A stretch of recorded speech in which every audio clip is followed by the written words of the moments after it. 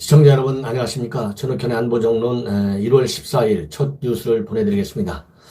오늘 날씨가 매우 춥습니다. 시청자 여러분들 오늘 밖에 나가실 때요 따뜻하게 입고 나가셔야 될 것 같습니다. 저도 이 방송을 마치고 잠시 후에 바로 또 활동하러 나갈 예정으로 있습니다.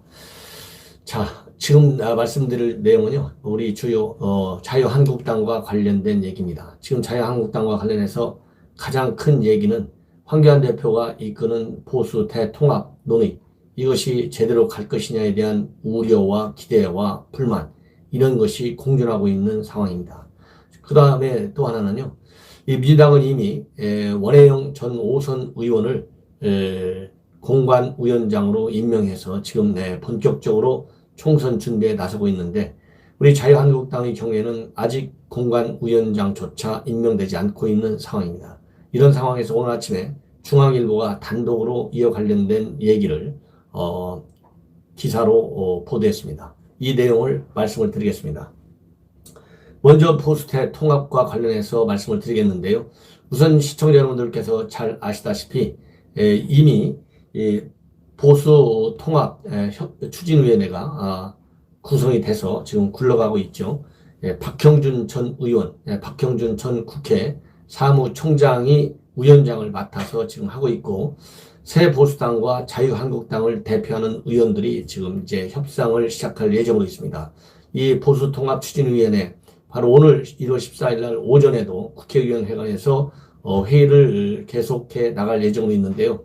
과연 이 통추위가 제대로 굴러갈지 이 염려스러운 그리고 불황스러운 국면도 있지만은 상다수 국민들이 힘을 합쳐야 이길 수 있다, 이런 대원칙에는 뜻을 같이 하고 있고, 일부에서는 탄핵 사태에 앞장서 찬성한 유승민 의원을 비롯한 새보수당 측 인사들과 108석을 가진 자유한국당이 어떻게 합치려고 하느냐, 이러한 사람들은 반드시 제외시켜야 된다, 이런 불만의 목소리도 여전히 상존하고 있는 것이 현실입니다.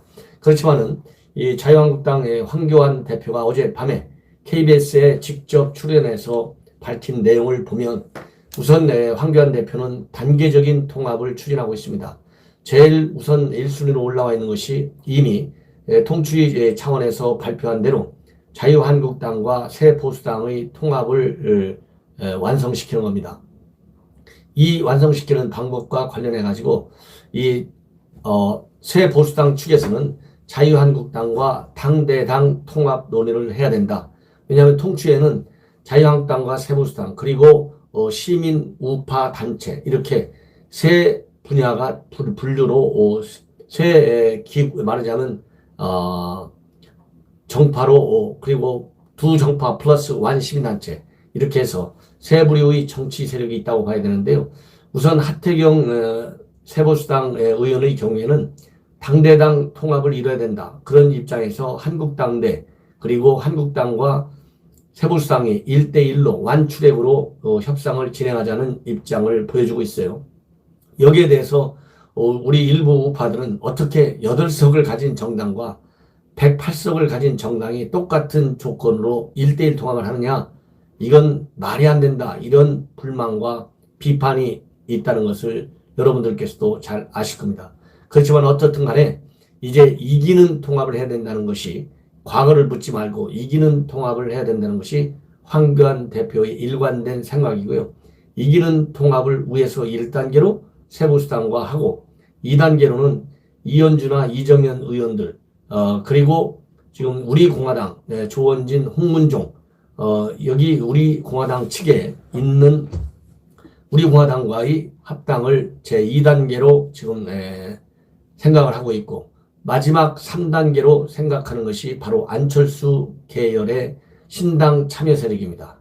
이 안철수 계열과의 대화 문제에 관해서는 그동안에는 직접적인 간접적인 대화 채널이 별로 없었는데, 이제는 간접적으로이긴 하지만 이 안철수 계열하고도 보수통합 논의를 이어가고 있다, 이렇게 황교안 대표가 인터뷰에서 밝혔고요.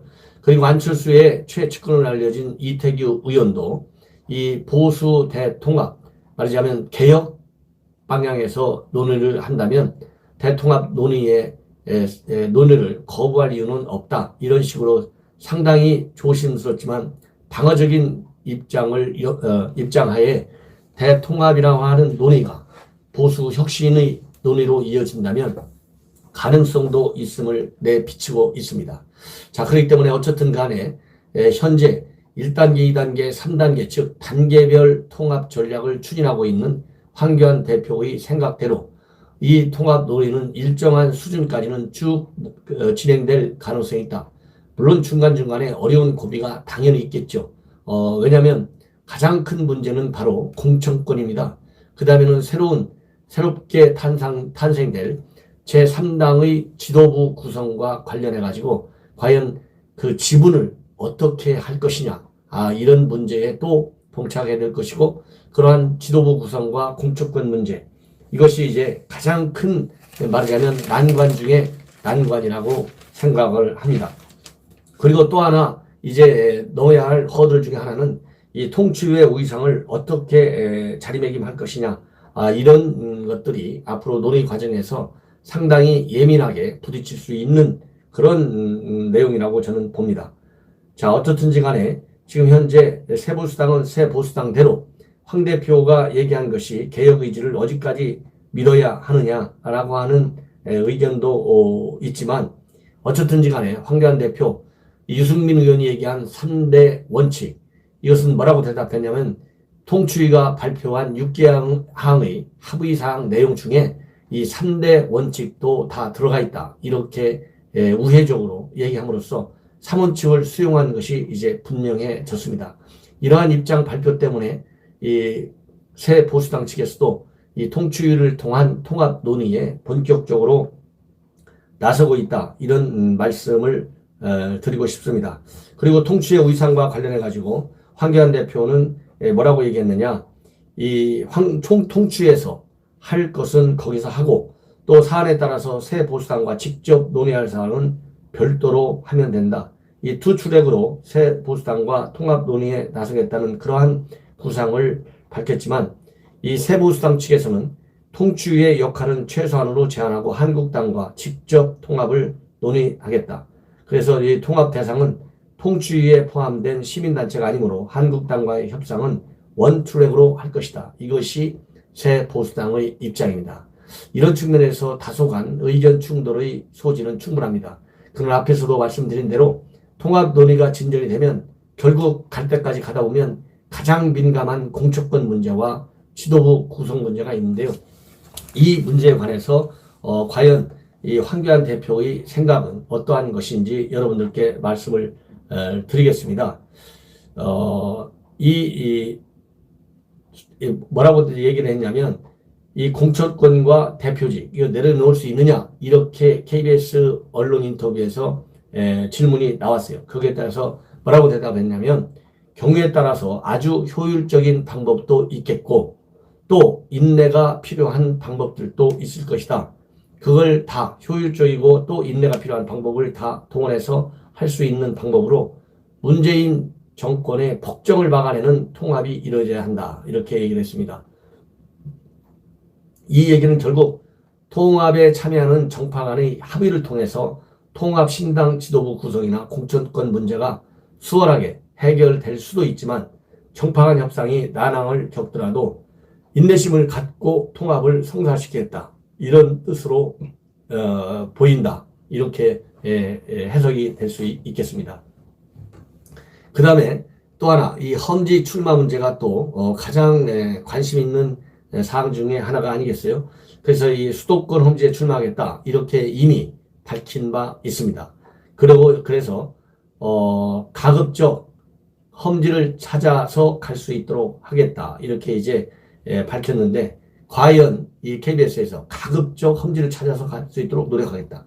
그럼 거기가 어디냐? 험지가 어디냐? 또 질문하니까 전략적 요충지라고 할 수 있는 여러 군데가 있다. 그리고 종로 외에 염두에 둔 곳이 있느냐? 이렇게 물으니까요. 염두에 두어본 일이 없다. 이렇게 얘기했어요. 그래서 우리 당의 승리를 위해서 필요한 일이라면 뭘 하든지 지역구 출마가 필요하면 지역구에라도 가서 당의 승리에 기여하는 헌신을 하고자 한다. 이렇게 얘기했어요. 그러니까 이 지역구 출마 문제에 관해서 가장 핵심적인 이 키워드는 뭐냐면 종로 외에 염두에 둔 곳이 있느냐. 그러니까 염두에 둔 일이 없다. 이렇게 돼 있거든요. 그러면 지금까지 구체적으로 나와 있는 것 중에 종로, 구로울, 용산 이런 데가 지금 거론되고 있지 않습니까? 용산은 말하자면 지금 진영 국회의원인데 불출마 선언했고요. 그 다음에 구로울의 경우에는 지금 현재 박영선 장관이 있어가지고 불출마 선언하는 바람에 지금 문 대통령의 최고 복심인 윤건영이 거기 가서 딱 깃발을 꽂고 있어요. 그리고 용산은 권혁기가 춘추관장이죠. 깃발을 꽂고 있습니다.